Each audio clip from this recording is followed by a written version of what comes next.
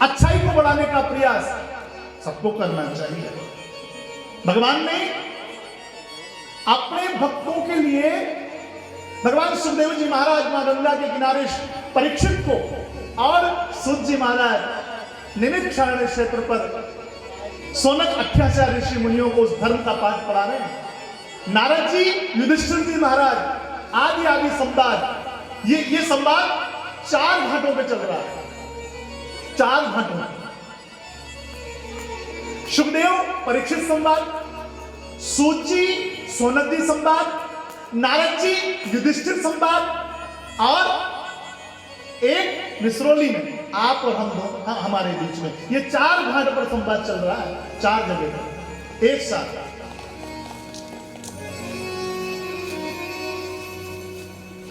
भगवान सुखदेव जी कहते हैं, राजन भगवान ने धर्म की स्थापना हेतु, सत्य की स्थापना हेतु मत्स्य अवतार धारण किया। राजा सत्यव्रत को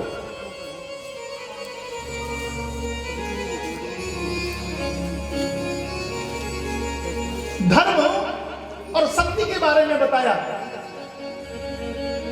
और प्रलय के समय सत्यव्रत के द्वारा प्रलय के समय धर्म का भगवान ने रक्षण किया।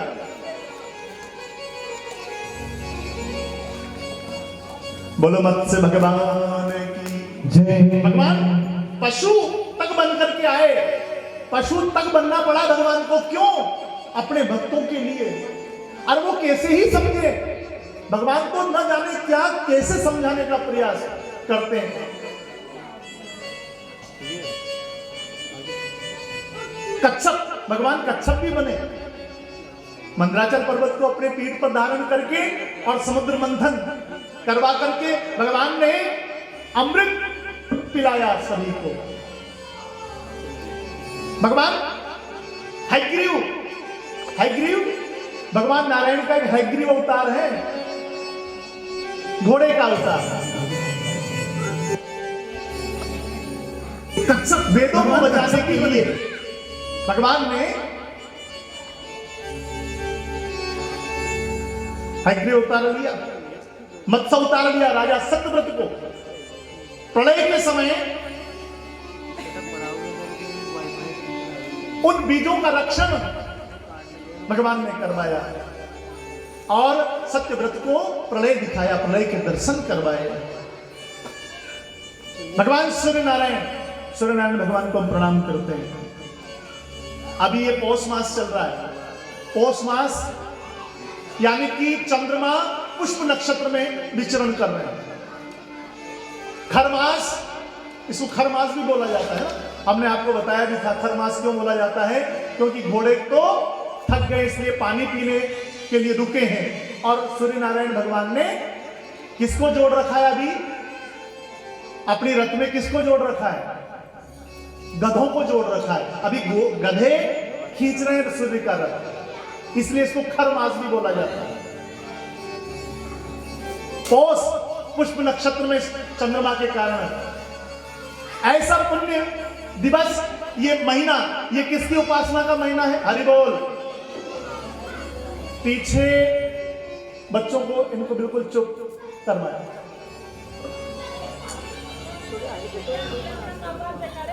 भगवान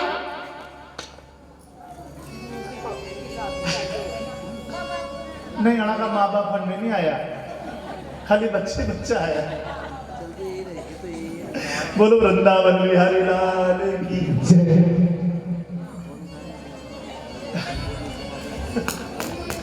चलो आज एक काम करना, बच्चों को बोलेंगे भाई अपना अपना माँ बाप में लाओ, कथा समझ चालो। हाँ सही, अपने हमने पर्चे दिलवाए थे इनसे और बोला था कि कथा सबको सुननी है, पर कथा सुन तो ला, पर मार साहब कहाँ कथा हो रही है कि जिबडीएल में, तो मार साहब अभी कितना पैसा मिल रहा है? 200 रुपया नींदक। तो मार साहब 200 रुपया रोज दे तो 7 गुना 14 रुपये एक आदमी दे तो कथा सुनना चला। तो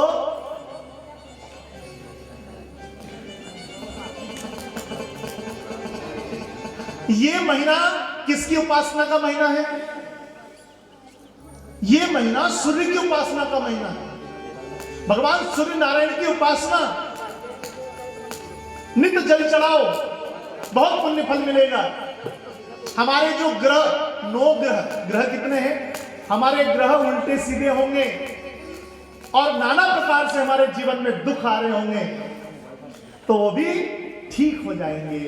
भगवान सूर्य। और कल हमारे यहाँ जो मेहमान आए थे, तो मैंने उनको बोला कि आप इतने दूर से आए हो तो आप प्रसादी शाम के समय पर। नहीं, अब हम कुछ नहीं खाएंगे, आज रविवार। मैंने भाई क्यों? कि हम रविवार के दिन अन्न नहीं खाते, सिर्फ एक टाइम थोड़ा सा पलहार लेते हैं बस, और शाम होने के बाद तो पानी भी नहीं पीते रविवार के दिन। ये भगवान सूर्य के लिए किया जाता है।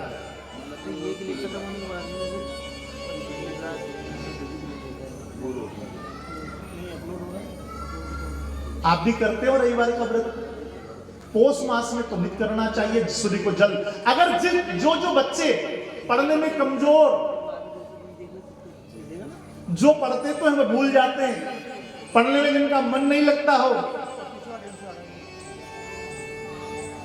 जो बहुत ज्यादा चंचल है, पर चंचलता होनी चाहिए बच्चों में, पर वो चंचलता अच्छी जगह लगनी चाहिए, अच्छे कार्य में लगनी चाहिए। बच्चे कमजोर हो, दिमाग नहीं चलता हो,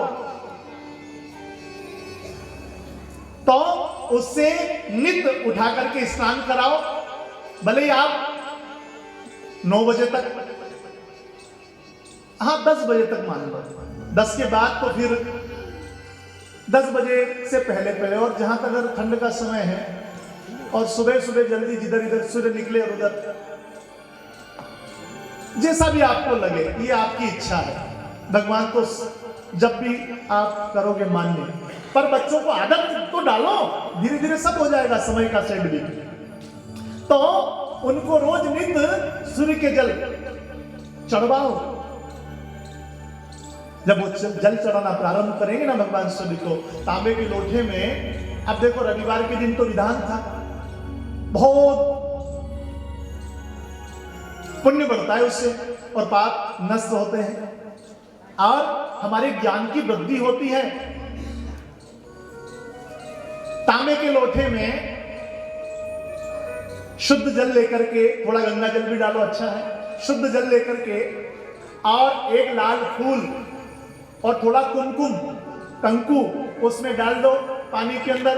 और रविवार के दिन, अभी पौष महीने का समय, 11 काले तिल के दाने, काले तिल के दाने लो और एक तिल का दाना उठाओ, ओम सूर्याय नमः, और उस लोटे में डाल दो।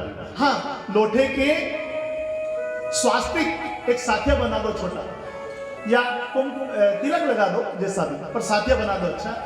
एक दाना डालो ओम सूर्याय नमः, एक दाना डालो सूर्याय नमः, तीसरा डालो सूर्याय, ऐसे करते 11 दाने डालो, 11 बार सूर्याय नमः बोलो, ओम सूर्याय नमः बोल करके डाल दिया।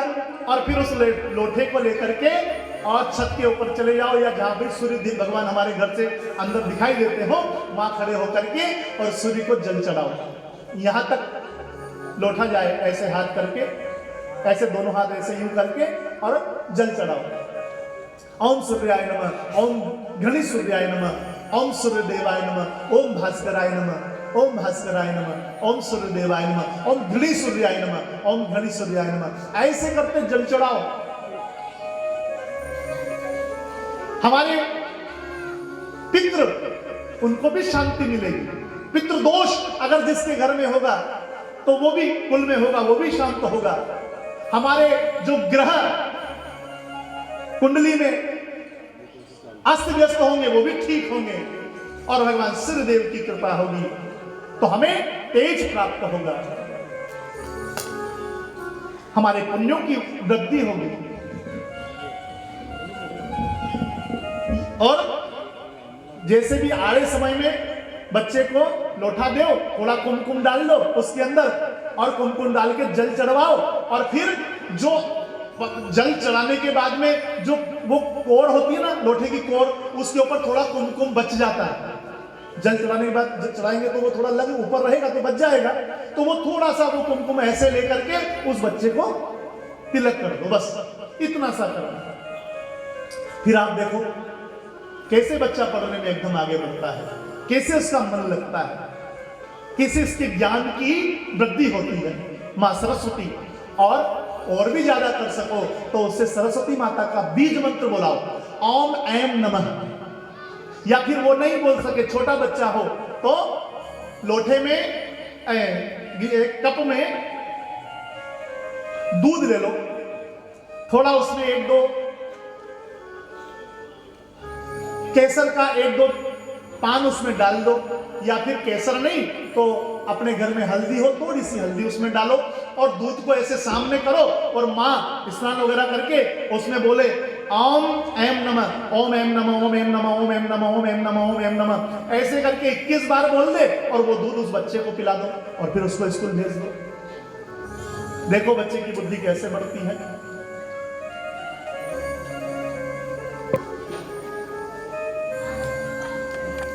जब बच्चा शुरू दिन, अभी मैं जब भवानी मंडी गया, विवाह का समय था परिवार में, तो पतासे लेने के लिए जब हम गए तो वहां मुझे पतासे वालों ने बिठा लिया कि महाराज जी आप बताओ, मैं अपने बच्चे को, अपने पोते को पहली बार विद्यालय भेज रहा हूं। जैसे हम पहली बार जिसका बच्चा विद्यालय भेजना होता है ना, पोता वगैरह जो भी, भानेज वगैरह जो भी पहली बार, तो उसका भी समय होता है विद्या अध्ययन को। उसको पहली बार जब स्कूल भेजेंगे तो पहली बार उसका एक समय होता है, उसका वार होता है, उसका नक्षत्र होता है। उस नक्षत्र वार के दिन उसको मां सरस्वती का जो मैंने बताया ये मंत्र और दूध वो पिला करके, और उसको थोड़ी शहद खिला करके, और फिर आप उसको विद्यालय। सबसे पहले तो आप ये करना चाहिए कि जिस दिन बच्चा उत्पन्न होता है ना, पैदा होता है ना, उस समय विद्याध्ययन के दिन ओम लिखने की बात भी आई है। शेप से आप क्या करो, जिभा ऐसे पकड़ करके, जिस दिन हमें उसको विद्यालय भेजना है तो ओम लिख दो शहद से।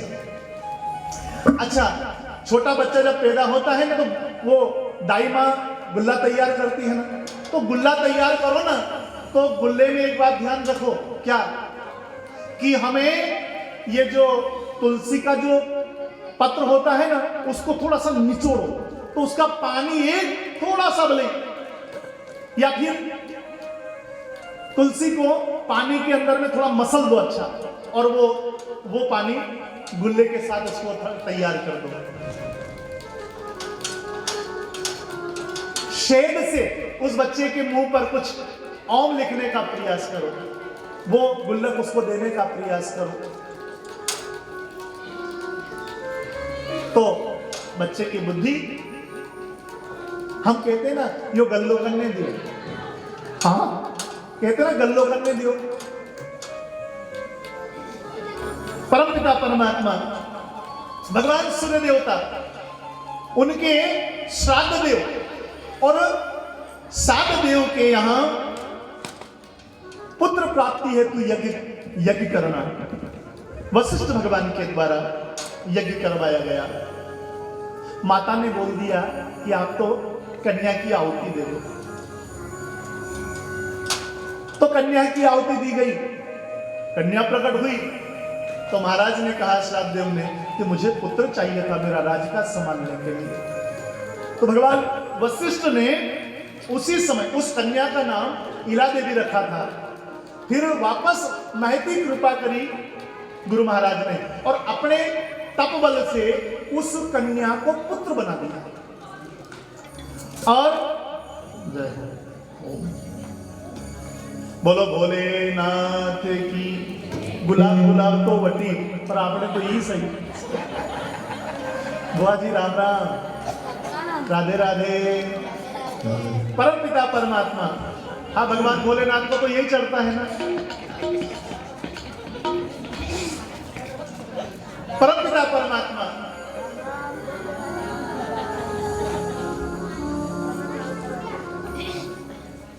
हाँ, मां का आशीर्वाद अगर किसको मिल जाए फिर क्या है। परमपिता परमात्मा, उनका नाम सुधमन्य रखा। और सुधमन्य, एक दो कुर्सियां, हरि बोल, कुर्सियां मंगा दो भैया।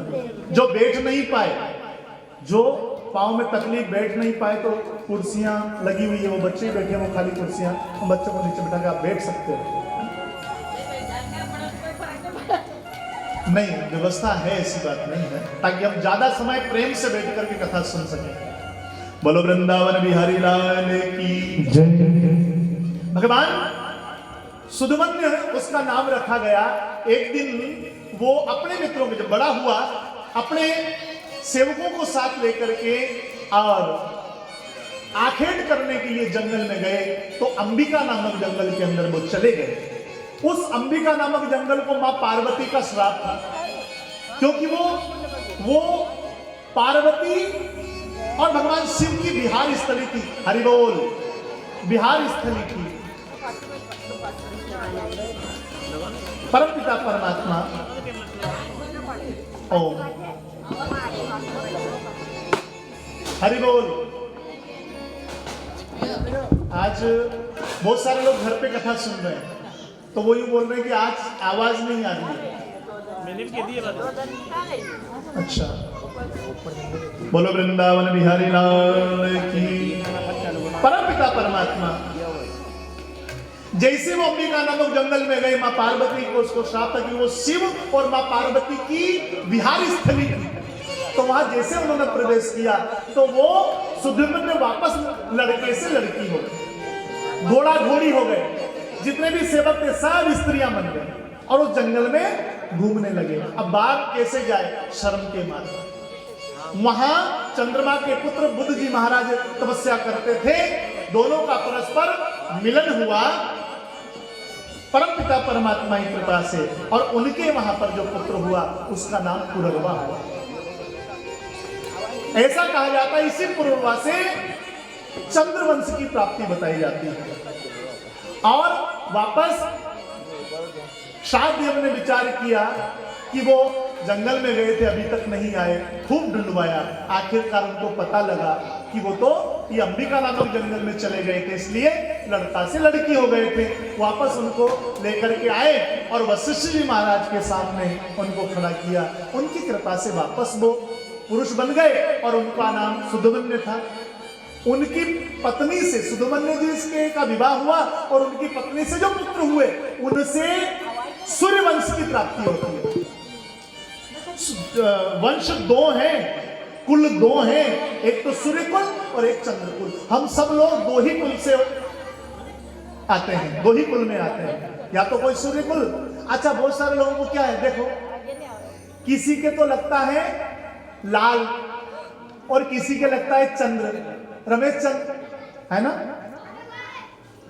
कैलाश चंद्र, और किसी के लगता है गोपाल लाल, रामलाल, और जिसके लाल लगता है पीछे वो तो है सूर्यकुल, और जिसके चंद्र लगता है वो है चंद्रकुल। बोलो कृष्ण चंद्र भगवान की जय, राजा रामचंद्र भगवान की जय। परमपिता परमात्मा की कृपा से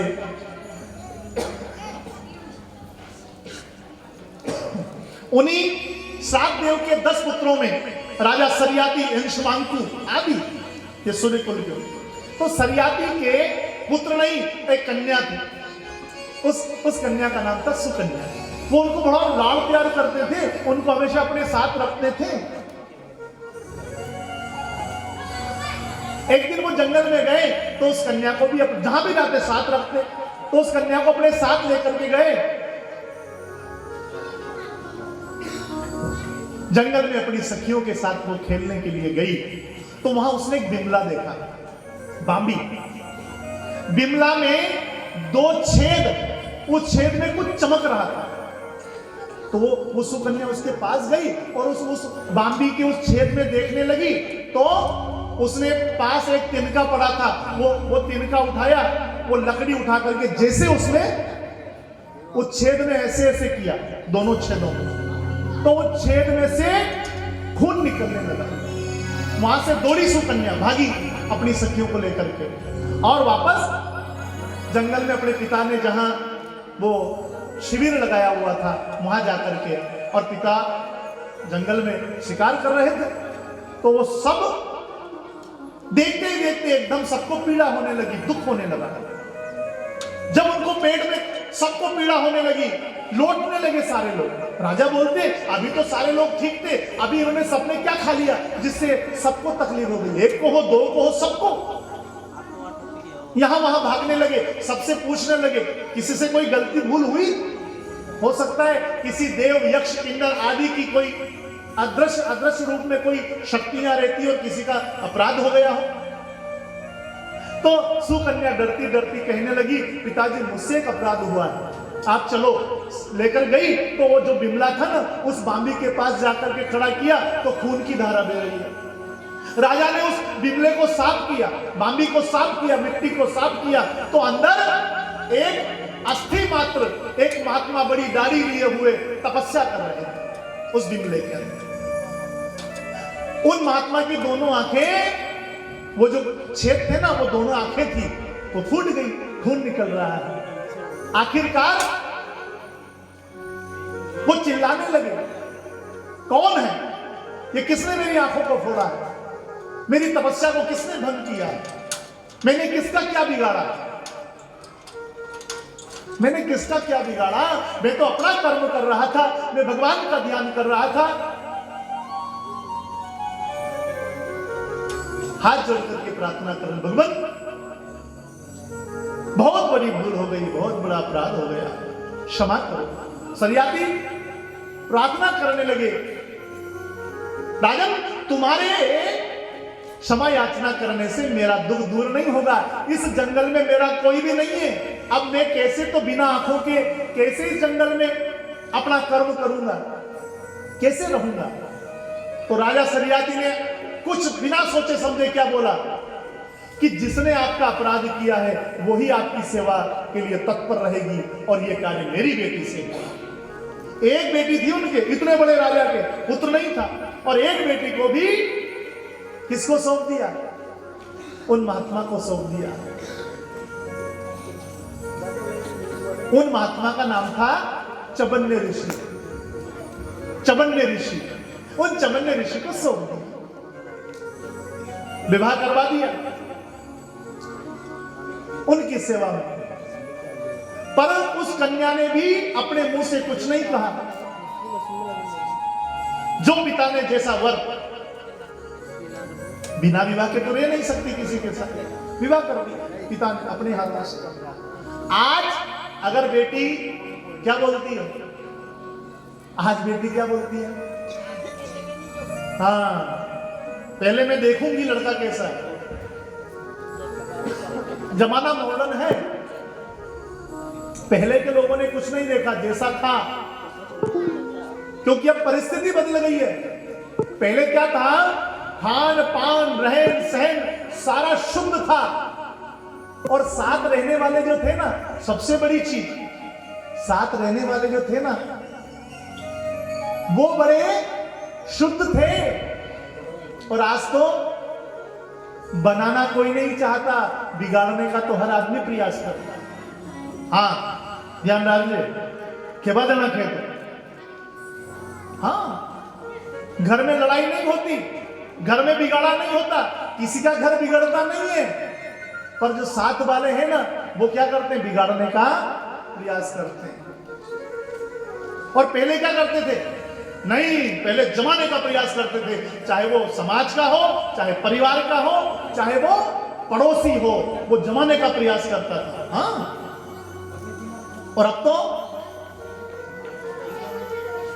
हाँ हमारे दादाजी बोलते हैं क्या कि अगर सब लोगों ने पास नहीं लगाया होता तो हम मिसरौली थोड़ी रहते। हाँ, यहां से वहां, वहां से वहां, यहाँ के लोग इतने अच्छे,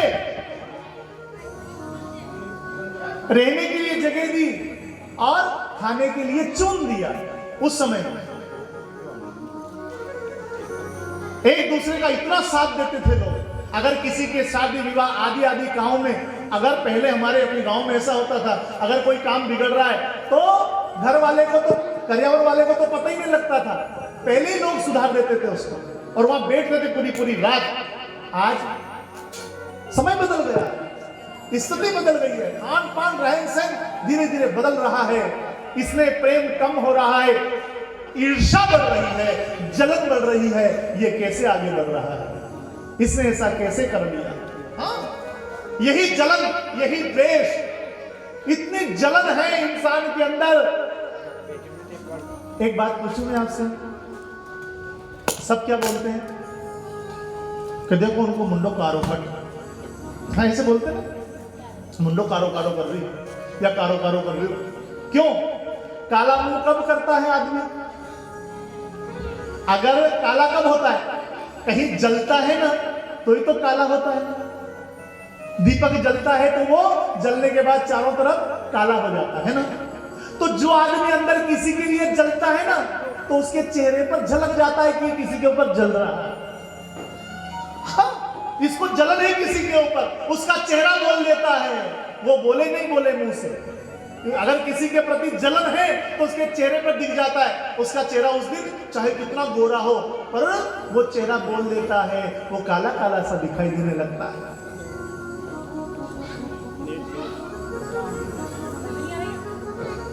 किसी की राहों में फूल नहीं बिछा सको, कोई बात नहीं, मत बिछाना, पर कांटे बिछाने का प्रयास भी मत करना।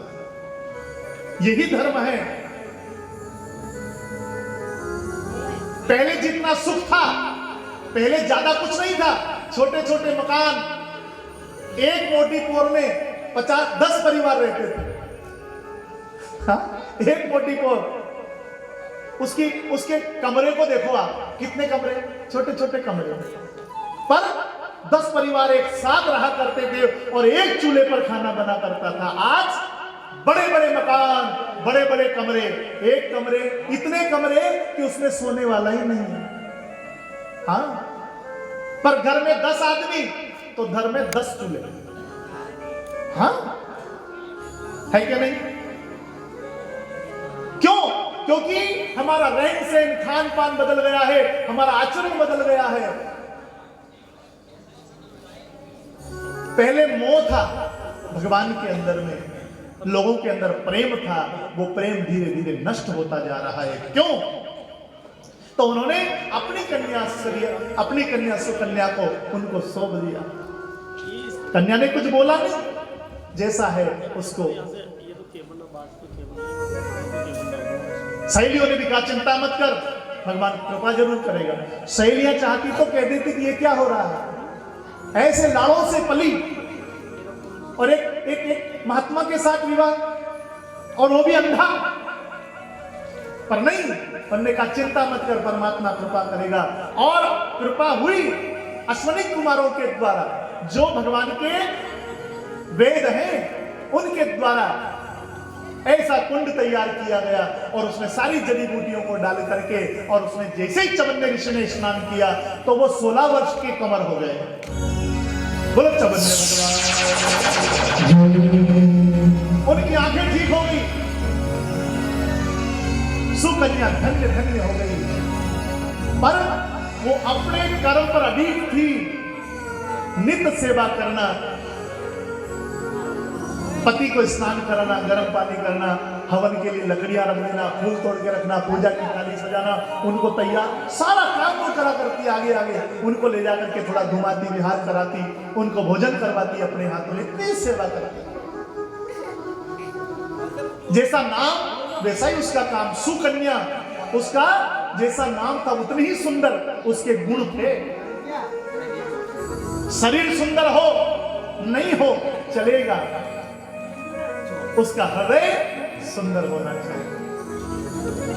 भगवान तन की सुंदरता को नहीं देखते, भगवान तो मन की सुंदरता को देखते हैं। हमारे गुरुदेव कहा करते हैं कि इंसान से अच्छा किसका शरीर है? इंसान से अच्छा किसका शरीर है?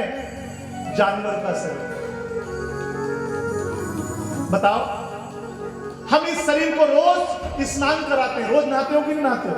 रोज सुंदर काजल पाउडर आदि आदि सुंदर सुंदर इसको लगाते हो, है ना?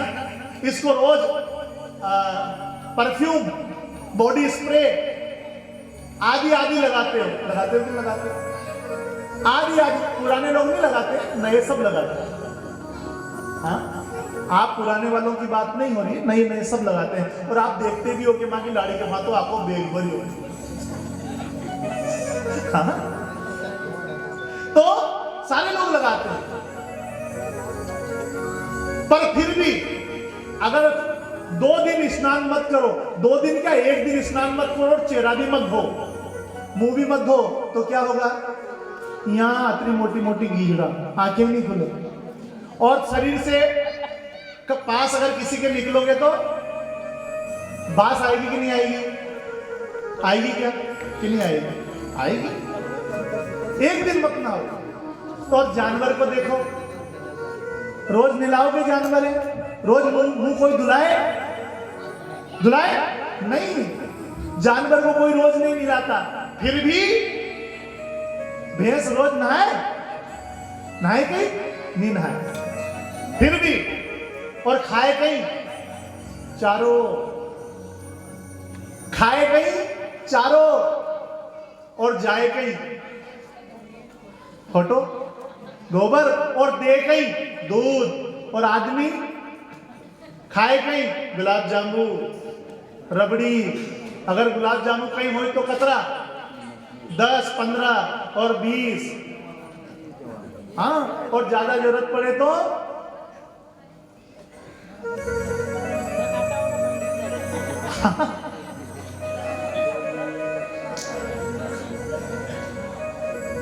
हाँ, 1 गिलास और।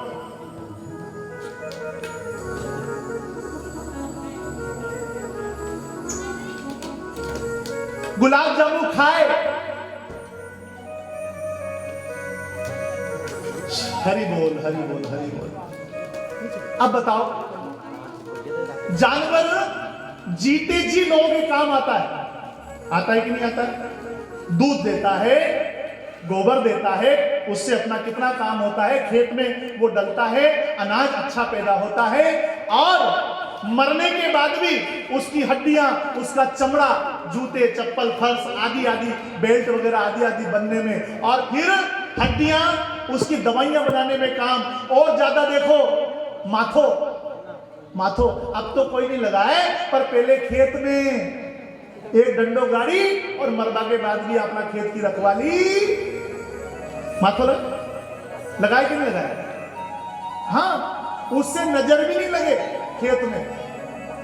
अब तो कहीं करे, और जानवर भी नहीं आए तो अब कहीं करे।